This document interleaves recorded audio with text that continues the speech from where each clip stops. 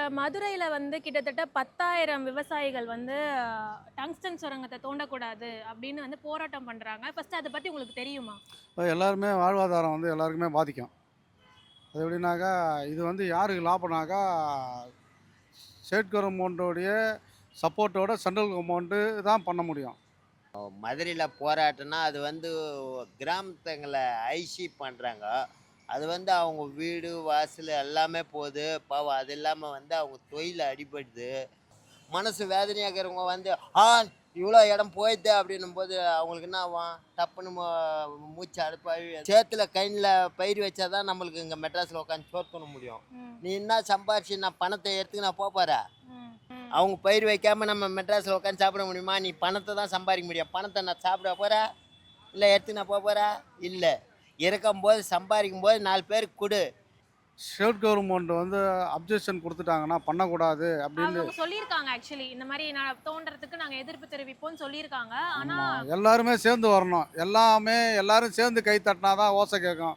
ஒரு ஆள் கை தட்டினா ஓசை கேட்காது. எல்லாருமே சேர்ந்தா தான் எந்த வேலையும் செய்ய முடியும். இந்த மாரி ஒரு பொது பொது விவகாரம்னாக்கா எல்லாருமே சேரணும். ஒத்துமையா இருந்தா தான் எல்லாமே செயல்படுத்த முடியும். மதுரையில போராட்டம்னா, அது வந்து கிராமத்துங்கள ஐசி பண்றாங்க. அது வந்து அவங்க வீடு, வாசல் எல்லாமே போது. பாவம் அது இல்லாம வந்து அவங்க தொழில் அடிபடுது. அதெல்லாம் கஷ்டம் தான் அது வந்து. அத நினைக்கும்போது கொஞ்சம் மனசு வேதனையா தான் இருக்குது. ஏன்னா, மனசு வந்து வேதனையா இருக்குதுன்னா, இது வந்து நீங்க மேசகால புறம்போக்கு அந்த மாரி இடத்துலலாம் போய் நீங்க அ பண்ணா ஒண்ணும் கண்டுக்க போறதில்ல.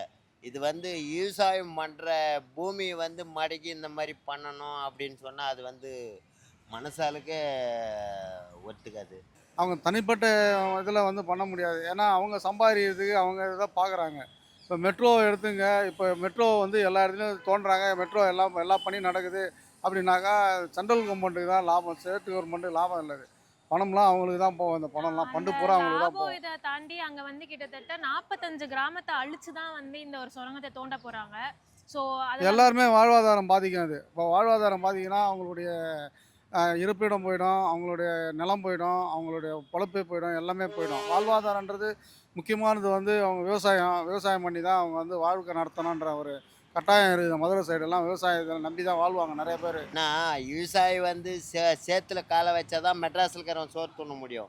அவன் மெட்ராஸ்ல இருக்கிறவன் வந்து மெட்ராஸ்லயே ந நிலத்த போட்டு பயிர் வச்சு இங்க நிலம் அறுவடை பண்ணி இங்க சாப்பிடல. அவன் அங்க நிலத்த பயிர் வச்சு அவன் சேத்த கழனி எல்லாம் உய்தி, நடுவு நட்டு, அவன் நெல் அறுவடை பண்ணி, அதை எடுத்து மிஷின்ல கொட்டி அரைச்சு, அவன் நெல் அரிசி அனுப்பிச்சா தான் இங்க வந்து நீ மூட்டை அந்த அரிசி அங்க என்ன ரேட்டு? ரூ. 300 ரூ. 400 ரூ. 500 ரூ. 600 அந்த அரிசி மெட்ராஸுக்கு வந்தா என்ன ரேட் ஆகுது? நீ வண்டி வாடகை எல்லாத்தையும் போட்டு உன்னை இங்க அது மேல ஒரு சிப்பத்து மேல ரூ. 1500 வச்சு வித்துடுறல்ல.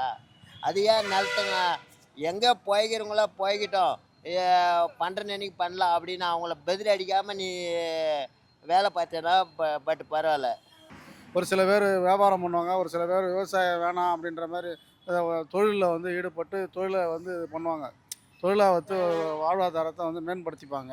அதனால வந்து அவங்கவங்க தொழில வந்து மேம்படுத்திக்கிறது, வாழ்வாதாரத்த பண்றதுக்கு அ இது வந்து இது இல்லன்றதுனால, சாத்தியம் இல்லன்றதுனால தான். நீ போனதுமே முதல்ல அந்த 18 கிராமம் அப்படியே எடுத்துடணும். இதில வந்து இந்த வேலை பண்ணணும், அந்த வேலை பண்ணோன்னா அவங்களுக்கு கொஞ்சம் மனசு கஷ்டமாயிடும்ல. மனம் தைரியமானவங்க தைரியமா இருப்பாங்க. மனசு வேதனையா இருக்கிறவங்க வந்து, "ஆ இவ்வளோ இடம் போயிடுதே" அப்படின்னும்போது அவங்களுக்கு என்ன ஆகும்? டப்புன்னு மூச்சு அடைப்பாயி எதுனா ஒண்ணு ஆயிடும்ல. ம். அப்போ கவர்மெண்ட்ட குடுக்கும். அது மண்ணும் போச்சு, சொத்தும் போச்சு, அவன் உயிரும் போச்சுல்ல. ம். அந்த மாரியெல்லாம் பண்ணக்கூடாதும்மா.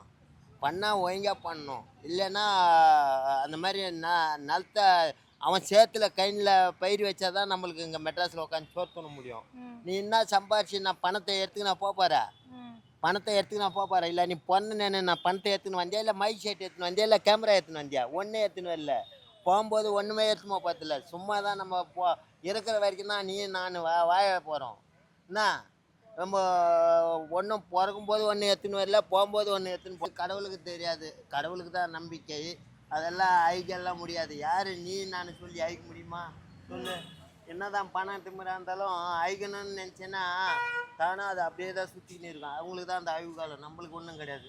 நம்ம நல்லா தான் இருப்போம். நம்ம நீ நானும் தான் போராட்டம் பண்ணி நம்ம தான் அந்த பேட்டி எடுத்து எடுத்து இதை அப்படி இப்படி போட்டுங்க அனுப்புவோம்.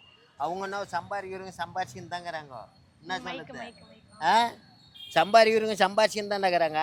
ம். நீ நானும் தான் போராட்டம் பண்ணி இதை பேட்டி எடுத்து அதுதான் போடணும். மக்களுக்கு கொஞ்சமா தெரியணும் அப்படின்றதுக்காக தான் இந்த இது. மக்களுக்கு தெரியணும் தான். ஆனால் மக்கள் வந்து என்ன கஷ்டத்தில் இருக்கிறாங்க கிராமத்தில்.